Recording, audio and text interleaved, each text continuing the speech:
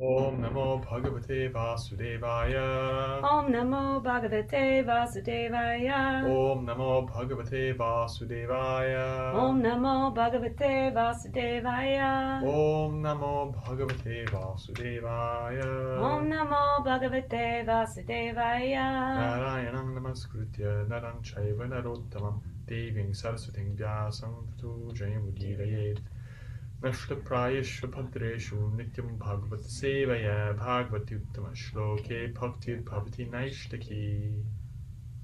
Hare Krishna. Krishna. Reading from the Srimad Bhagavatam. Canto 7, Chapter 9. Prahlad pacifies Lord Nrsingadev with prayers. So,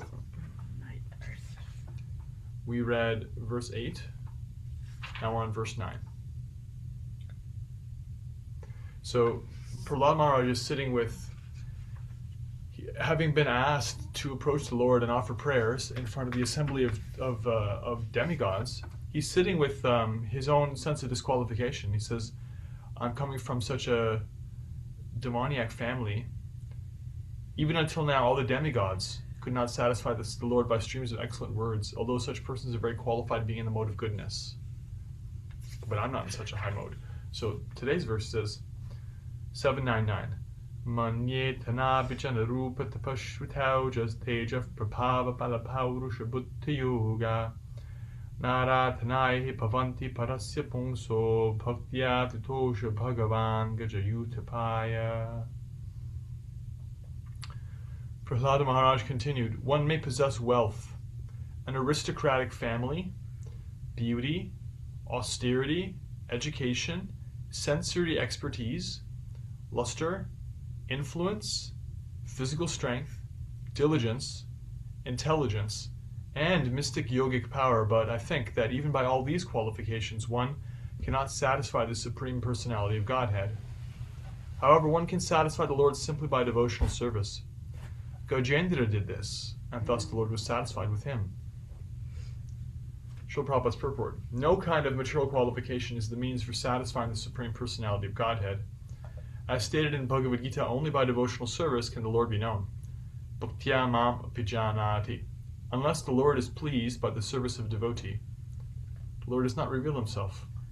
Naham prakasha sarvasya yogamaya samavritaha. This is the verdict of all Shastras. Neither by speculation nor by material qualifications can one understand or approach the Supreme Personality of Godhead. Jai. Om Jnanatimirantasya Jnananjanashlakaya Chakshurunmilitam Yena Tasmai Shri Gurave Namaha Vanchakalpatarubhyascha Kripasindhubhya Eva Cha Patitanam Pavanebhyo Vaishnavebhyo Namo Namaha. Jai Shri Krishna Chaitanya Prabhu Nityananda Shri Advaita Gadadhara Shri Vasadi Gaura Bhakta Vrinda. Hare Krishna, Krishna Krishna, Hare Hare, Hare Rama, Rama Rama, Hare Hare, Hare Krishna. So, Prahlad sharing his realizations on what are the actual qualifications for receiving the Lord's mercy.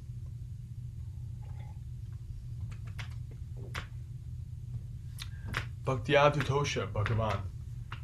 The Lord is satisfied with bhakti. So,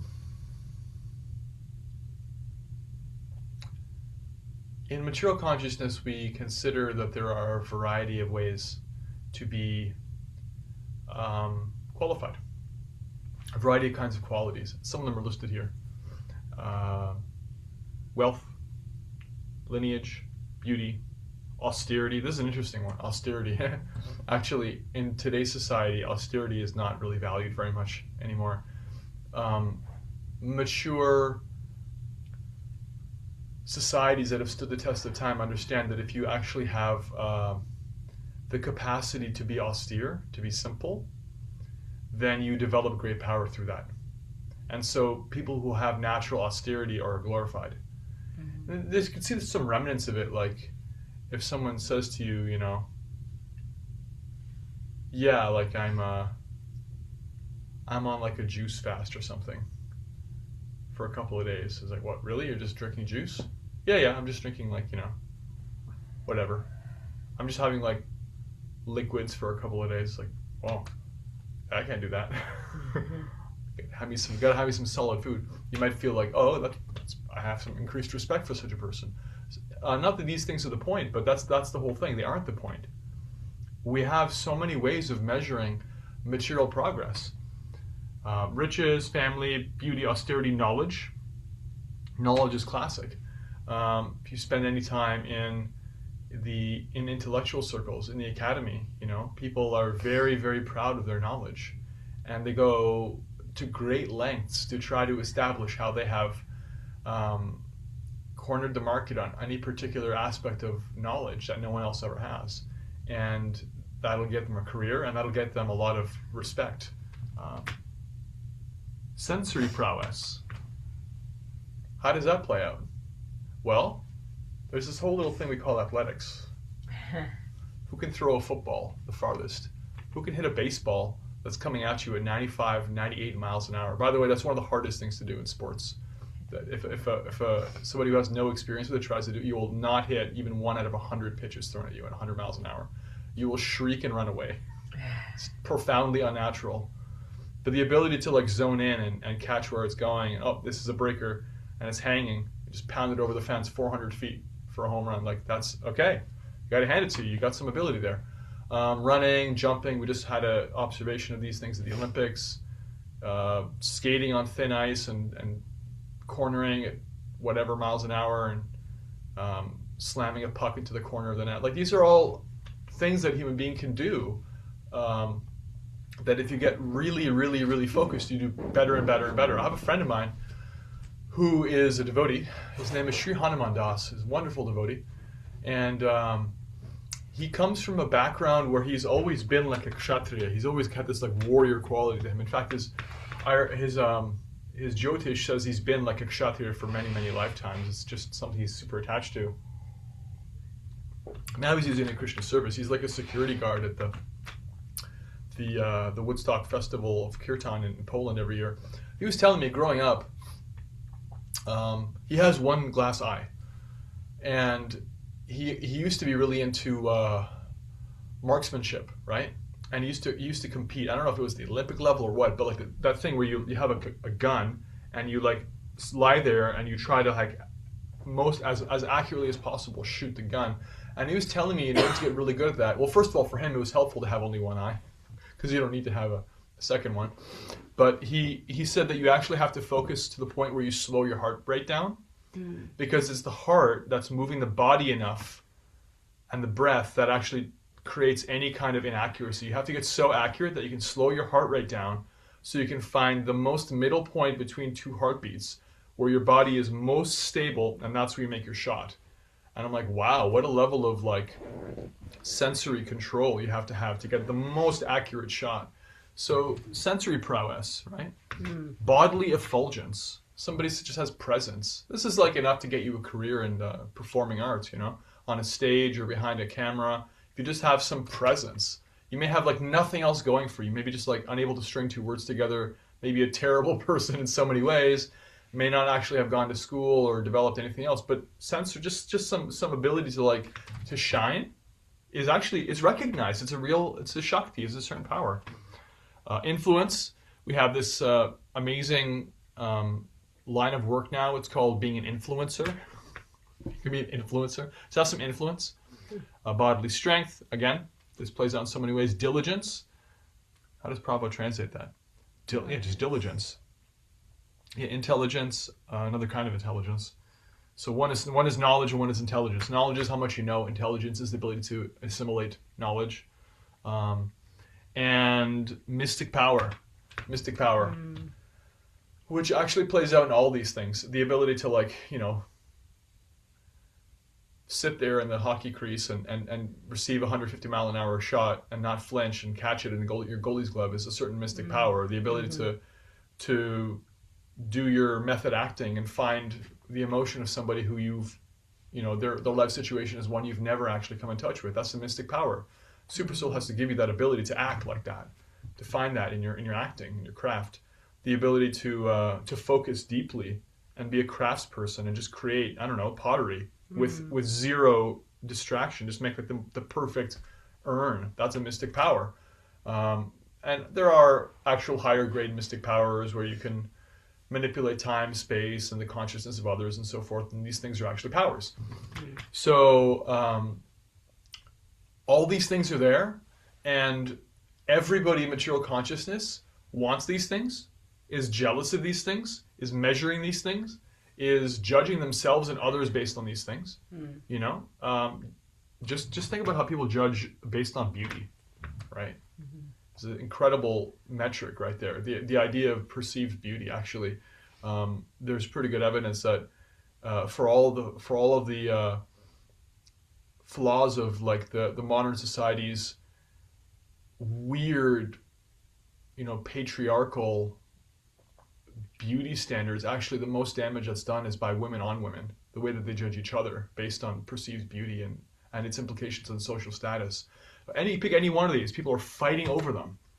And Prahlad Maharaj is saying, none of these things satisfy Krishna.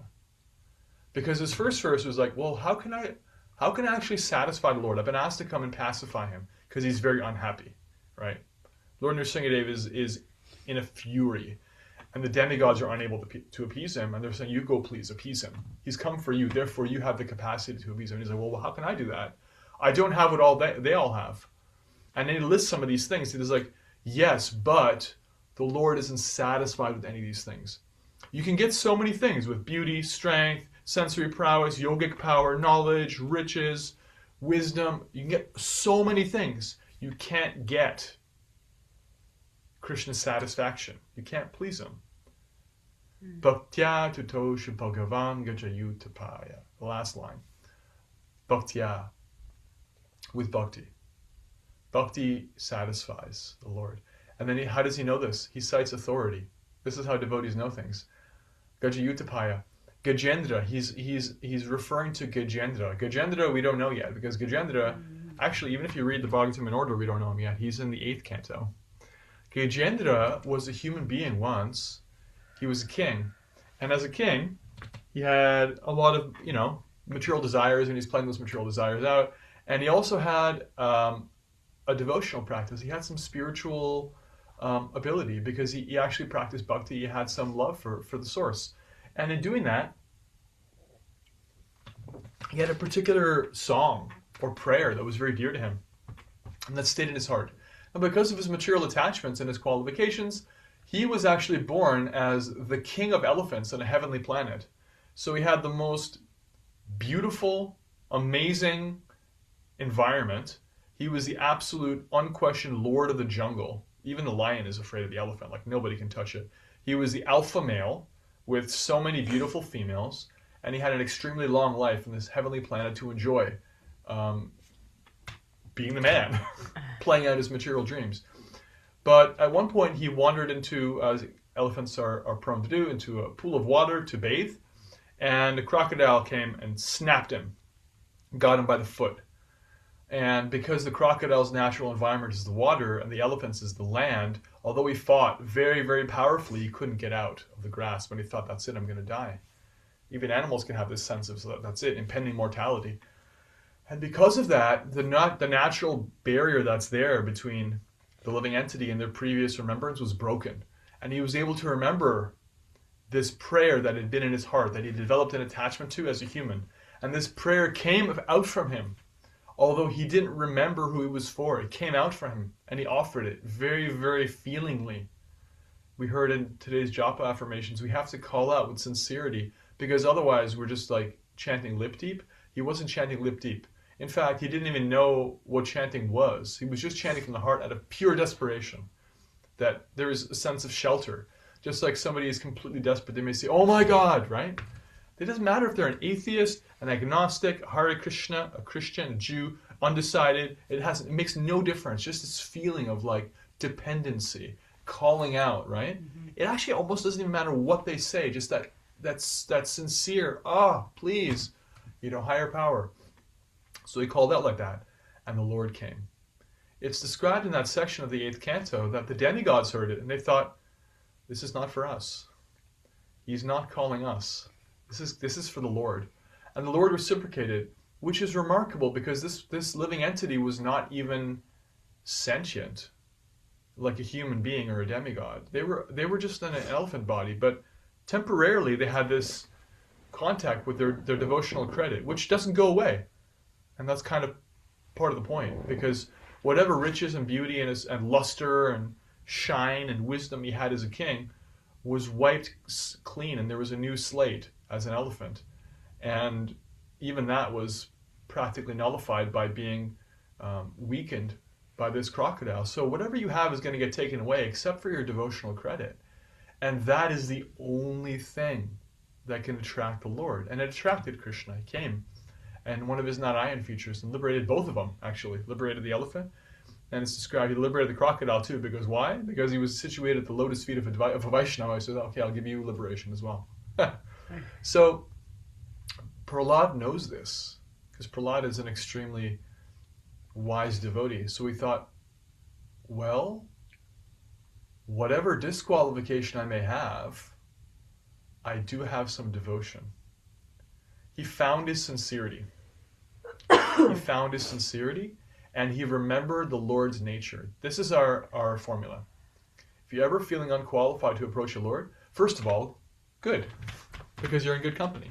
All great devotees feel themselves unqualified. If you think, I'm totally awesome, I got Krishna in my back pocket, I'm doing great, he's like, gotta listen to me, then you're probably like a little bit suffering from pride and so forth. But if you actually feel like, oh man, I don't chant very well, and I'm not really a devotee, and Tanya, she's really a devotee, I wish I was more like Tanya, or like Leanne, I wish I was more like Leanne, she's so sincere. If you glorify other devotees, you're like, I'm not a real devotee, I want to be more like them, but I don't really have any devotion. First of all, like, great, I want to be like you.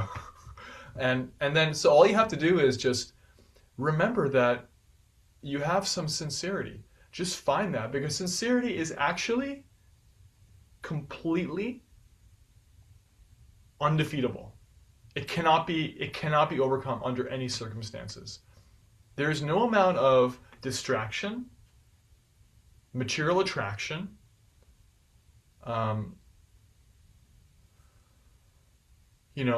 any like brain fog or weakness of body or weakness of mind or like weakness of will or bad habit or bad association. Nothing you can actually have that's like you're ashamed of can actually overcome your sincerity, right? You can always have that. You can be an addict whose ability to make a choice out of free will has been reduced to very, very small amounts by your own raging addiction. You could be in jail. You could be in desperate trouble. You can still find your sincerity. Because even if you can't affect the world around you, you're not powerful enough to do that anymore, you can find your will. Well, at least I can point my heart in the direction of the Supreme. Which is why addicts can make a change if they find their sincerity. You got to find your sincerity. First step. Second step, remember, that's the only thing Krishna is interested in anyway, is your sincerity. That's the only thing. Strength? What kind of strength can we show to Krishna? We could bench press 250 pounds? Krishna is lifting all the planets. What does strength mean to him? Knowledge? The more you read the Bhagavatam, the more you realize Krishna is 1 billion steps ahead of me. Prabhupada puts it this way: we're playing a game of chess with God, and he is 1 million moves ahead of us. Intelligent? Krishna is so much more intelligent than anyone will ever be. Brahma, the most intelligent demigod, is like, wow. Anyone else may say they know you. I don't think I know anything about you. Beauty? Krishna is so beautiful that Madana, the Cupid personified, the material energy, is completely in love with him, right? And by the way, Radharani, his devotional energy is so beautiful that he's in love with her. The bewilderer of Cupid falls in love with his own internal energy. That's how beautiful she is. And she's the fountainhead of bhakti. So there's no question of any of these things or their lack of presence in our own person being a problem. Not really. They can be a problem for our false ego, for sure, because we're still attached to them. Oh, like my hairs are getting gray. Oh, I'm losing my memory. Oh, that person's taller than me. They're a better speaker. They're more knowledgeable. I like their cheekbones. Whatever it may be. They dress the deity better. Like, they lead a nicer kirtan to my ears. It doesn't matter. Find your sincerity. No one else can do that. No one else can be you. No one else can sincerely love Krishna the way that you do, or even want to. And if you can find that, and you can convince yourself of what Prahlad is doing here, he's convincing himself of this truth. Krishna is only satisfied with that bhakti, that sincere attempt at bhakti. And that's it. And now he's working himself up to actually offer prayers. Because he's come into this thing being told by people who he trusts that you can satisfy the Lord, but he doesn't believe in himself. He's got a confidence issue. And he's got all kinds of reasons why he doesn't believe in himself. So many reasons. My father is the world's greatest terrorist. He just tried to murder all the demigods. I've been raised in a school run by demons. Like, good reasons. And yet he's like, well, wait a minute. It doesn't matter. Bhaktiya. Because an elephant, what kind of qualification does an elephant have? Elephant. So-called dumb animal, right? Krishna came. Does Krishna come for all the human beings? No, he came for that elephant. Why? Because there was bhakti. There was sincere bhakti. All right. If he can do it, I can do it. So here's the thing. This is why Prahlad's our guru. Because Prahlad is showing us what it's like to feel unqualified and to be in so many ways unqualified. And how to make progress in bhakti anyway. How to actually swallow your pride and swallow your shame and just step forward. Don't play small. You don't have to play small. You don't have to hide in a corner. Prahlad wasn't allowed to hide in a corner. Brahma said, no, you have to go. You have to offer prayers. I understand that you are the most qualified devotee here. And he didn't understand that. We can have that experience in our lives. We can be like, wait, you want me to lead a kirtan? That's crazy. Wait, you want me to give a class? You want me to lead the Gurvashtakam? You want me to organize the morning program? You want me to trust the deity? It's like, no, there's got to be some kind of mistake. And that's okay. You can feel like that. Prahlad felt like that. But after feeling like that, trust what your senior devotees are saying, trust your sincerity, and let go of all the other disqualifications which only exist on the material platform. Just sit with what you know. Sit with that kernel, that undefeatable hardcore of bhakti. Wherever in your heart you can find it, and that's enough. Just act based on that. And if your voice warbles, or you put Lord Chaitanya's top piece on his bottom piece and his bottom piece on top, or you put the sugar where the salt was and the salt where the sugar was, it doesn't matter. Because you're trying to please Krishna, and that's enough. And that'll make all the difference. And if you can try that, just try that in your life. And the best place to start is in your japa. Just try that. And then when you realize that Krishna is present with you despite your millions of disqualifications, then you'll feel completely invincible and fearless and held. And that's what we want. So we're taking shelter of Prahlad's assurances here, which are so humbly made from a position of deep questioning and insecurity and fear and,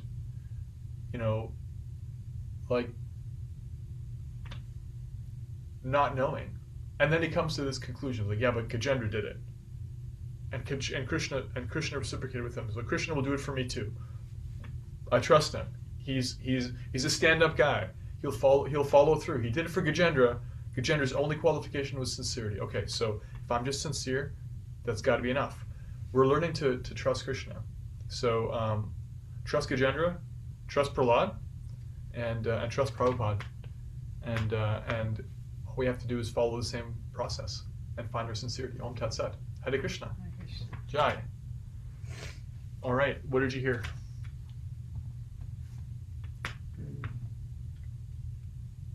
That bhakti is what satisfies Krishna, nothing else. And when no matter what it is we're doing it with sincerity. It's that sincerity of our intention. And when you call out or with dependency, like Gajendra did, right? And in that heartfelt, prayerful mood, then like we can't do it wrong. Yeah. Quote unquote wrong. Yeah. Krishna will notice. Right. And it's really interesting then, because sometimes when we practice bhakti with sincerity, then the feedback comes from our environment or our heart of like, we feel that the service is accepted, and then we also feel like there's like an adjustment offered or a correction made, or we get some like insight on how to do the service even better. And it's important not to take that as a disqualification. That's actually Krishna's hand guiding you. It's like Krishna's saying, thank you. I love that. I'm here for that. And because you're asking for service, because you're trying to serve me, here's some insight how you can serve me better, right? So His Grace Ayendra Peru, between the years of 1986 and 2010 or 11, resided in Vrindavan, India, and every day he participated. He started a 24-hour kirtan, and eventually got going to the point where he didn't have to be present 24 hours himself, because you have to chant your japa and stuff, eat and sleep, but it's still going. And so he started it because why? Was it because he was like an unstoppable singing machine? Not exactly. He started it because he had extremely strong faith in Prabhupada's words and the words of the Shastra that Krishna is altogether satisfied if you just chant his names. That is the best thing you could do. The main thing is to keep the main thing the main thing. So he's like, well, why don't I just chant Hare Krishna? Why am I not just chanting Hare Krishna like all the time? What if we just chanted Hare Krishna all the time? What if we just did that? And then in doing that, he had this realization, which he put this way. He said, Krishna has very sensitive ears. He's a very beautiful person. He has very sensitive ears. So we should make nice kirtan. So he started to study a little bit of like raga, the ancient and beautiful, deep science of how to organize sound in the Indian musical systems. And he also borrowed like incredibly catchy musical ideas from Bollywood and other places where he could like, okay, that's fine, let's take that and let's like put a Maha Mantra over it. And he like practiced good posture and all the things you need to do to like sing properly. Why? Is it because Krishna is satisfied by this with a beautiful voice? Ayendra had a beautiful voice, by the way. He really did. But that's not what satisfied Krishna. No. That came later. That came because he wanted to satisfy Krishna more. It's like a cook will be like, I want to satisfy Krishna so nicely, so let me learn how to cook really well. That's good. That's the secondary. That's fine. It's fine to want that. That's a symptom of wanting to please Krishna. The wanting to please Krishna is the primary thing. So if you chant with sincerity and then, a senior devotee or the super soul or someone who's more experienced in the service comes to you and is like, very good. And they give you some like instruction or correction or guidance, like take that as a manifestation of your own sincerity coming back to you. Now you can deepen your practice. It doesn't mean you're doing it bad. It means you're doing it right. You've attracted the attention of his devotees, and of Krishna himself. You can actually deepen your service. Sometimes devotees become discouraged. Oh no, like I just realized how many mistakes are there in my japa or my kirtans. Like, yeah, but that's okay. Krishna's been accepting it, and that's why you can realize you can deepen it. Mm-hmm. If you didn't accept your service, you would think you're God's gift to the service, and you would never find a better way. So just adding that. But always, no matter whether we're chanting at we're singing at the level of a squawking crow or a Gandharva, we should always just find our sincerity, and that's the main thing. Mm-hmm. Yeah, Srila Bhaktisiddhanta, when he was leaving his body, he specifically asked for one devotee who was recognized by him as being a great devotee, but was also recognized as having a terrible voice to sing kirtan. And he went out of his way to ask for him to sing kirtan. One can only speculate as to his reasons. The sincerity of purpose was there, but perhaps he was also making a point, like, don't anybody think this is about the best voice. Right. The one other thing that I found the distinction I found that stood out to me in the job affirmation from His Grace Mahatma Das Prabhu was how, we talk about how Krishna is the same, non-different than his name, right? And he said, however, Krishna is not just the name, he descends down into the name. Right. And so if we're not calling out with sincerity or in a prayerful, heartfelt mood, if it is just lip service, then he might not descend in the name? Is that what he was? Yeah, it's proportional. Yeah. It's proportional. Because it's a relationship, it's not a formulaic thing. Like karma is a formulaic thing. I pay the price, I get the result. You don't have to love your merchant. In fact, it complicates matters if you do. Yeah. You don't have to have a relationship with them. You don't have to trust them, except to know that they'll fulfill their end of the bargain. Right? I did my job, you give me the result. There's no heart in it at all. In bhakti, it's the opposite. We're not trying to get a result, we're trying to get a person.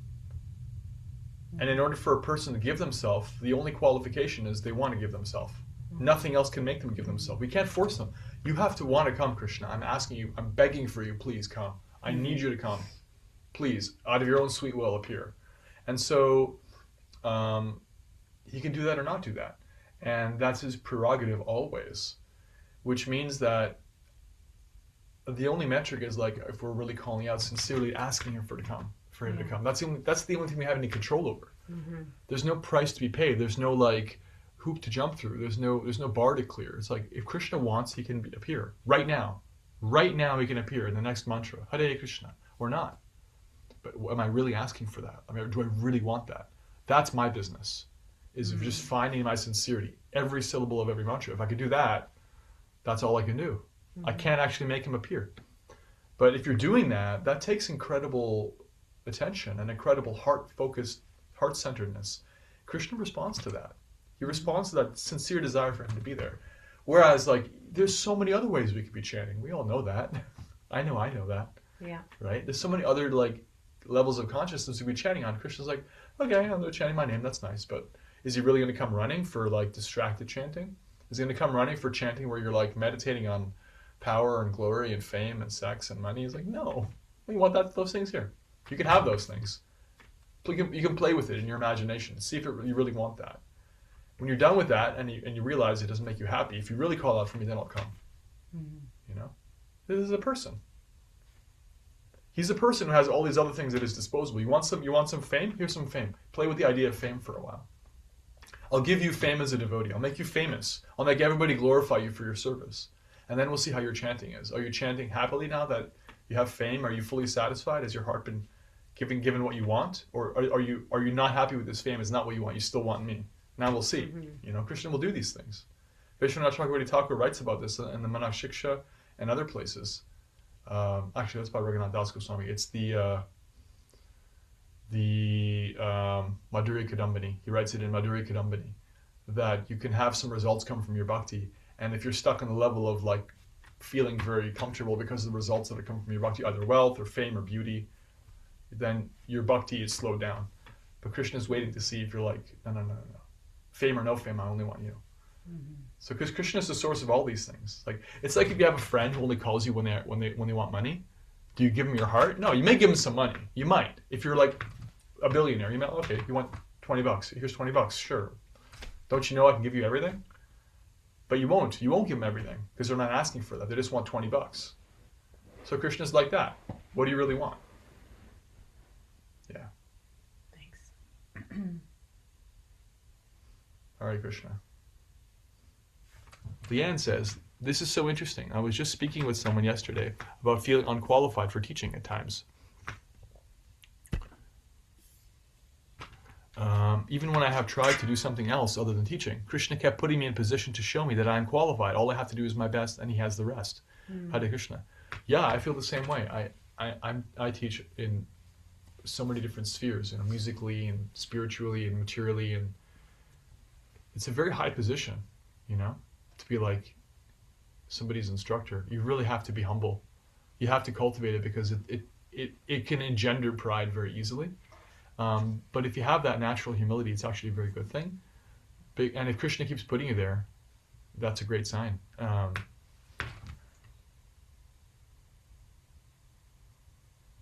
Yeah, I think in your heart you can understand your qualification for teaching something.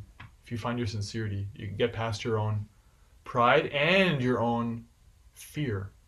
Sometimes people are prone to pride, sometimes people are prone to fear or playing small or self-doubt or hesitancy or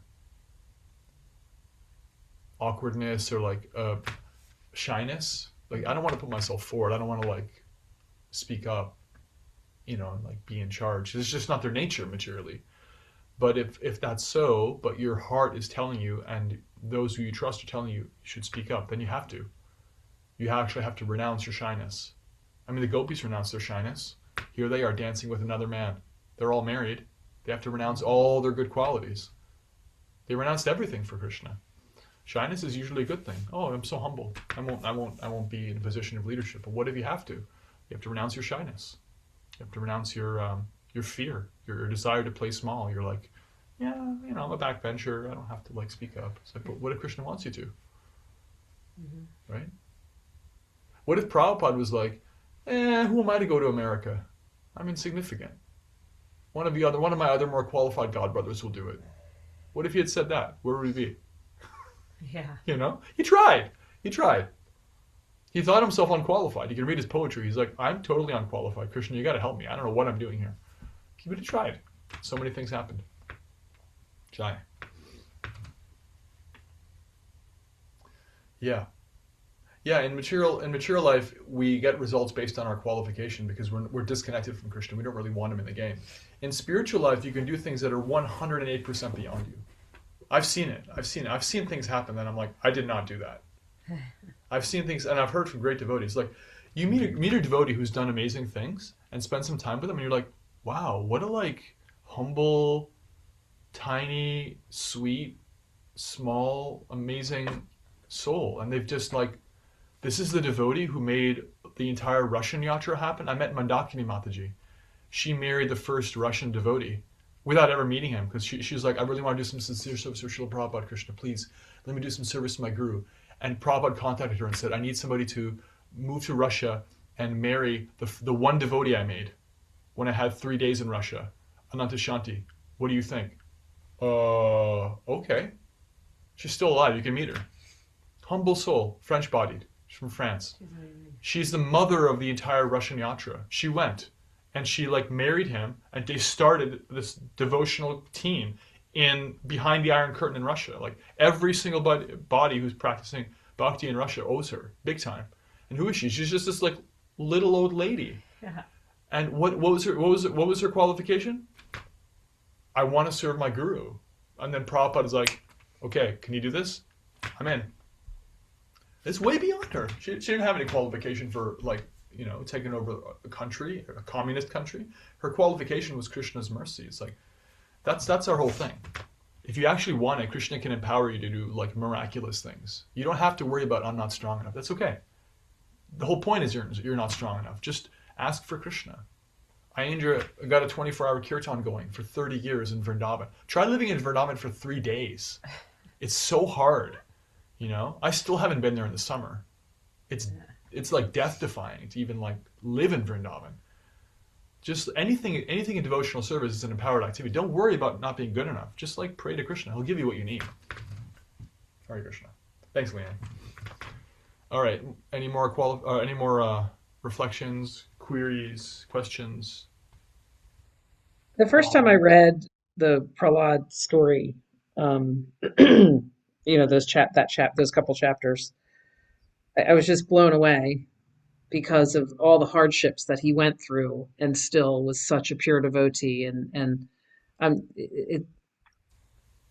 You feel so unqualified. Like I still feel so unqualified to be here and to be doing, following this path. But and looking at what Prahlad went through is just so awe-inspiring.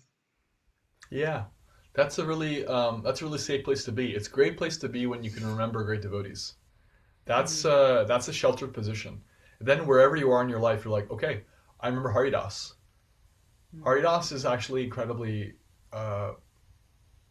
empowered. Haridas Thakur came from a Muslim background, which meant that he was born outside of an ashrama. He was born eating meat. In one lecture, Srila Prabhupada says that his birth name was Ibrahim. Ibrahim is the Arabic form of Abraham. It's a Muslim name.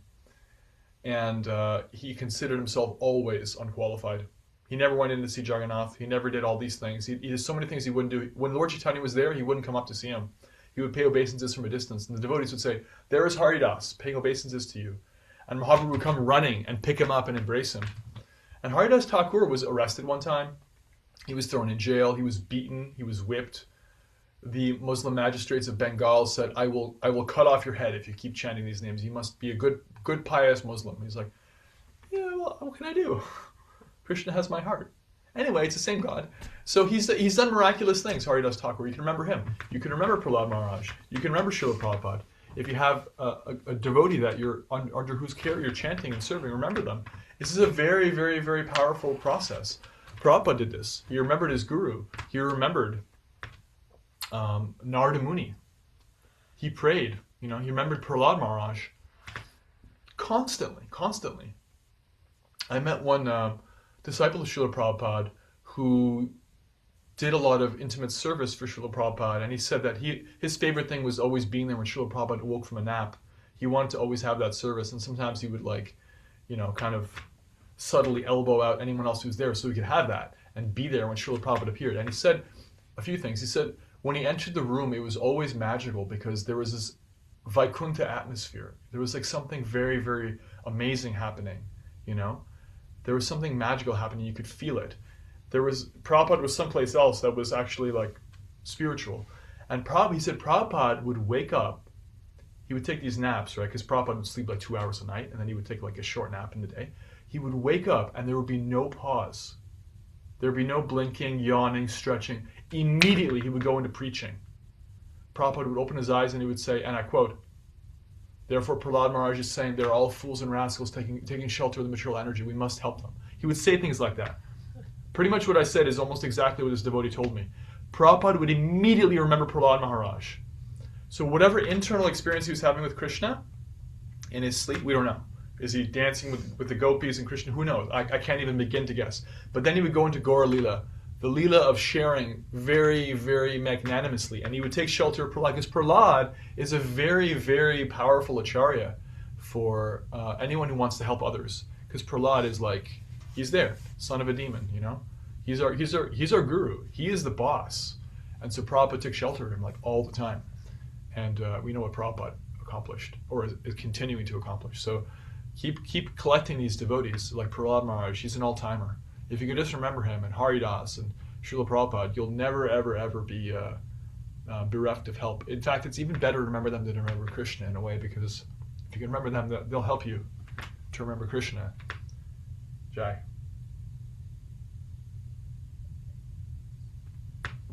All right, anything else?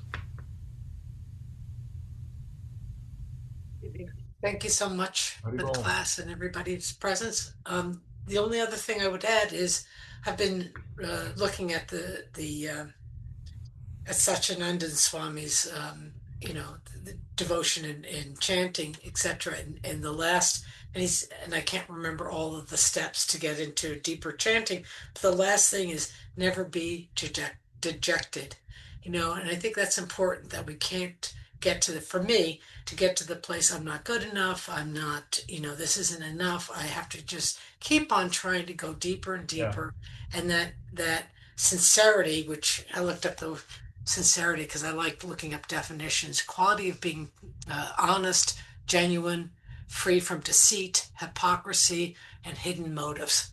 So if my motive is, I'm going to be such a great devotee now, this is going to be so, I'm going back to Vaikuntha, I don't know that that's what Krishna wants for me. I think Krishna wants me to feel like I'm more humble than a blade of grass and more tolerant than a tree, and just to be always trying. So Thank you so much. Right. Yeah. Dejection. Dejection's a good first step. It's a terrible last step. If it's where you start, that's okay. If you're feeling like low, that's good. But if you end there, then you're not gonna, then it's just a non-starter. So use it as fuel to find your sincerity. Don't use it as an excuse to back off. That's the trick of Maya. The other thing I wanted to bring out, since you're into definitions, this is worth the price of admission. You ready? Sincerity comes from Latin. Sine means without. Kera, the C becomes a S sound in English, means wax. It means without wax. Why does it mean without wax? What are all the great Roman architectures made of? Marble, right? Yeah. They're all made of marble. In Rome, if you want to sell marble, the premium marble is the one without cracks, unblemished, pure, right? That looks best. It'll get you the best market price. So unscrupulous marble salesmen would find cheaper quality marble and put wax in it. So it looks like it's one smooth thing. And as soon as you buy it, a little heat and the thing melts. And it's just, oh, I have a second grade product here. So without wax means you're not trying to put on a show like you're God's gift to anything. It's like, this is who I am, Krishna. I see all the nonsense. You see all the nonsense. I'm not running from it. I'm not proud of it.